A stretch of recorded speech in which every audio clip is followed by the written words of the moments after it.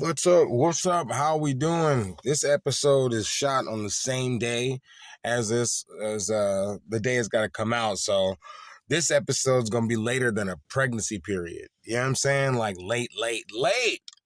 Like you got an important date. So you just got you one 10 months from now. How you doing? My name is Mamudu Kargbo.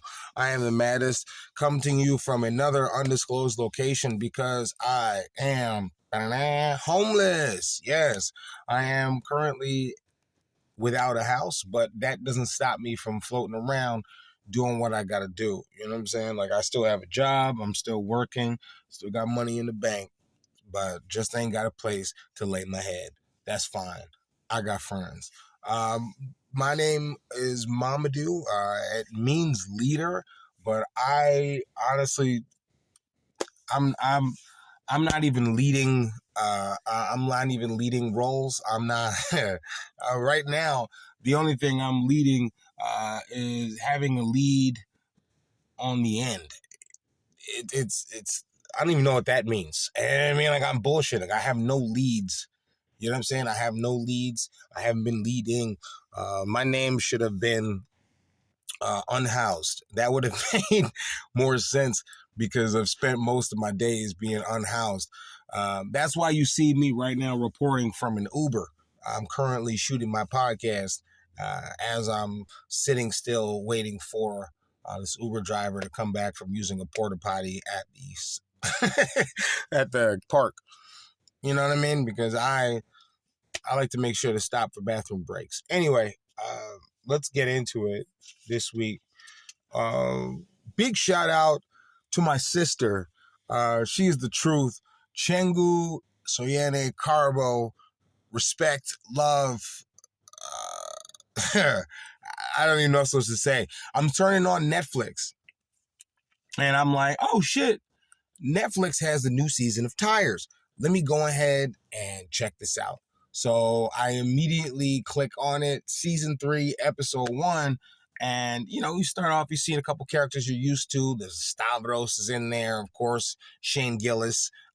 You have incredible actors like Joe DeRosa joining this season. Andrew Schultz has been there a couple seasons. You've got... what's the name of that guy? Steven Garant. He's awesome. I love him. Steven Garant, he's fucking hilarious. So like all these incredible pieces. And then it gets to a scene with Stavros being inside, and the leader of the group that Stavros is going to like sex addiction, and the leader of the group was my sister. That shit was crazy. That's one of those moments when you're flicking through, the camera cuts to her, and you just go, and start to freak out. I lost it. I was going dancing in my room like, yo, my sister's on Netflix. My sister's sitting next to Stavros. Let's go. Oh, man, I lost it. I absolutely went insane. It was a moment of pure pride, pure joy. I did nothing. All I did was have a sister. I want to take credit for keeping her alive when I did. And now it's time for the nepotism. Let's go. I want spots. I want to meet cast members. I want invitations on set. We're going to do this. So shout out to my sister. If you want to check her out, she's on the new season of Tires, season 3, episode 1. Right? If you wanted, she is the beautiful black woman leading the group. Her middle name was Molly. So the fact that her name is Molly in the show, chef's kiss. You nailed it. Shout out to my sister. You're absolutely fantastic. The next thing we're going to talk about real fast is I realize I go under the adage of crow, right? Like, and I have this crow persona and like being with my group, the Crows, but we don't do a lot of crowtivities, right? So the thing that you got to understand about me is naturally I'm like this. So I was walking the other day and I saw something shiny. Unified Sports, right? This is a bad boy. This is the Unified Sports United States. What is it? A life-changing opportunity. It's a New York State Physical Health Association. uh, combined with the Special Olympics in New York. I found this because kids don't care about medals. You should have given them an achievement on Xbox. This was in a parking lot. You know what I mean? Usually this used to get hung on a wall with a collection of other goals and accomplishments. Nah, those are all Xbox achievements now. Nobody cares about medals. But I do because I like picking up shiny things. I didn't earn this, right? I just thought, oh, unified basketball. All right, I'm black. People will believe it, right? That's a win. I don't even have to add. First place, too? Oh, I'm black with dreads. Yeah, I cook somebody. Video coming soon. So, yeah, it's just the New York high school kind of organization, and it just involves the Special Olympics as well. I found this on the ground, covered in a shoe print. Okay, so basically, I'm pretty sure it was the kid who won it. I don't know, but I do know that this little treasured piece is going into the Crow collection for shiny things along the way. So this is the first piece, shiny thing. I found it, and it's the coolest thing I've encountered. It's nice. It's got a good weight to it too. Like if I wanted to, you know what I'm saying? Like this is when my mind goes Marvel. I wish I had Pym particles. I blow it up to the size of a shield, and I would be United Sportsman. That's right. United Sportsman. Make sure even the special kids get a chance. Right? Like that would be my whole thing. That would be my whole. Because look, even Special Olympics are included. It would be amazing. It would be amazing. You guys would watch that show. They call me Unified Sportsman. Coming soon to UPN Tuesday nights at 8 o'clock. Man, I have had a week. It has been ridiculous. And the thing of it is you hear the wildest things, right? When in a position of my position. And along the week, you're like, this can't be real. This is wild. I heard, right? These are allegations. I don't know if any of this is true, but it's the dirtiest scandal I've ever heard in the entire city. I don't know if this is true, but I heard a wild allegation that there is a unfunny boy or somewhere, an unfunny person who's trying to get into comedy with a partner, and they are doing some messed up stuff together. You know what I'm saying? Like there is drugs, constant misuse of drugs going on in this situation. There is attempting to alienate other people's or assassinate other people's character in a situation. There's even some essays and sexual allegations going on. It's wild. I never thought Buffalo comedy would get this dramatic. Like, honestly, I thought it's just a bunch of people coming together, telling jokes, trying to be funny, throwing out stuff. No. There's one unfunny person who's a junkie and another unfunny person. And one person I heard is allowed to essay the other one's kid. That's wild. I could be wrong. Trust me, I want to be wrong. If I'm wrong, thank God.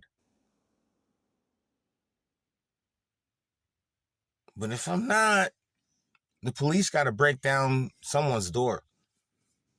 Because that, apparently there's like an issue with drugs, or there's like issues with all sorts of problems. And they allow themselves to be around kids when they shouldn't be, right? And then the other one is just they're okay. They don't really shine well. They just kind of, but they allow someone to essay their kid. Oh man, if I was a parent in this situation, I would have shown up like that dude in DC went to the that dude who went, not in DC, that dude who went to the pizza place and like tried to shoot it up looking for, like, he didn't even know if it was true, and he was trying to shoot the place up, right? Which is insane. But I didn't hear you. I didn't make this up. This is weird. This is floating around. This is the idea. Someone's allowing another human being to essay their kids in order for them to stay in a relationship or connection or some other thing like that. And that's disgusting to me. Both of these people need to be locked up. I feel bad. It can't be easy for the kid. Like, this is really hard and this is detrimental. And it's messed up. It's messed up that they would go that far. The child deserves better. The entire scene deserves better, because I don't know why these people keep coming around. That would be insane. You know what I mean? Please go to rural Kansas and form this type of shit. And even Kansas people are like, hey, don't send them their way. You send those fucking kid fuckers back to where they go. California. Californians are like, yo, you kick them back Midwest where they belong. Then somewhere in the middle, Nebraska's like, just don't do nothing weird. That's kind of how I felt that goes. You know what I'm saying? You can get kicked around. But these two people, yeah, I mean, they need to be handled. It's disgusting. It's gross. It's gross. I wish the kid the best. I hope that the other parent in the situation come and rescues that child. But that is insane. That's an insane situation. I should never hear rumors or get wind of stuff like that. It's insane. Once again, it's allegations. I don't know any of this to be true. It's just things I've heard on the wind. He say, she say. And it's insane, right? God save that kid. One last thought before I go ahead and get out of here. Something an old coworker who's now a vicious enemy said to me. Mamudu, your dick is out. No, that's not what they said. But that would be funny. But no, they said to me that this person 100% was pushing some sort of an agenda. Because they said, and I quote, philosophers back in the day would have a young boy for pleasure and their women were for procreation. And he's gay. So now I have questions, you know what I'm saying? And I don't want to be that guy who's like, bro, it sounds like a gay agenda. Like, why are you telling me this? We would spend hours in a day, him telling me how the gay way was the way to be. And, I get it. You want to promote your lifestyle. That's the life you live in. You're like, hey, yay, we are gay. Like, that's how rocks for you. But to sit there and tell me philosophers like Socrates, Aristotle, Plato, all had a young boy that they would make love to and then go home to their wives to handle family life, that is disgusting. I don't care if it was the philosophers, the great thinkers of our time. If they were the great thinkers, forget all that shit. So you saying organizations like NAMBLA are full of philosophers? No, they're full of diddlers. They're full of diddlers. They're full of in some way, like, problematic attachments to a younger lifestyle, not a lifestyle, a younger person, basically shaping their only view. Now, I know what people will say, oh, well, back in the days, that was back in the days. Yeah, but now we have child labor and child sex laws. Like, why are you doing this? You can't have sex with kids. You can't. The Clippers are probably going to take, if anyone ever took my clip or paid attention, now would be the time to clip me and just make it insane. Like, you can't have sex with kids. It's not allowed. You cannot do that. Do not do that. I don't care if you're a philosopher and you can tell me my point of view and my perspective should be based on the experiences that I'm having. That way they can tie in a real sense of the self-awareness and actions I'm taking. Okay, thank you for that deep lesson. I'm going to take this little boy into the other room now. No! Fucking no! I'm not listening to anything you just said. I'm running to get an authority because you're a kid toucher. There is no way that this person is going to sit there and try to pass it off and say, oh, well, all these great thinkers and everyone who's ever thought had great thought, gay. They weren't even gay. They just slept with little boys and it was okay. Yeah, that sounds like an agenda. You can't say that for 5 hours at a time, working on a shift with someone who gets 15-minute breaks and chances to run to the store, and them not read the store and being like, that dude's a kid toucher. That's gross. Jesus. Man, you got to save these kids. This is insane. Philosophers were pedos. That's the idea that he's trying to pass off. And so now, if that was a reality, we need a new school of thought. I get where that idea was before, but I feel like if you continue to follow a PDF's, if you continue to follow a PDF's formula or school of thought, and not address the fact that a young boy was altar boyed in the middle of this situation. If you can't address that, we don't need religion. We don't need thought, right? Because clearly kids aren't safe. So what we need to do is come up with a new version of kid-safe religion and kid-safe philosophy that can take the ideas of all the great thinkers, and no booty holes were harmed in making this video. That's what I'm talking about. That's the word. No booty holes were harmed in the current of making this video. Bow. Put that documentary on Prime. That is what I'm talking about. Let's save these kids, man. It has to be a whole entire thing. Let's save these kids so that they could be fucked up adults. You know what I'm saying? Like, save them now. And let them be problematic adults who drink their way through problems and, you know, have joined the rest of us we call adulting. Where's your answers? At the bottom of that bottle, boy. Yo, it's the most unhealthy answer I've ever heard. Guys, thank you for your time. Thank you for paying attention. Thank you for listening. And remember, I'm mad about all this shit. Peace out.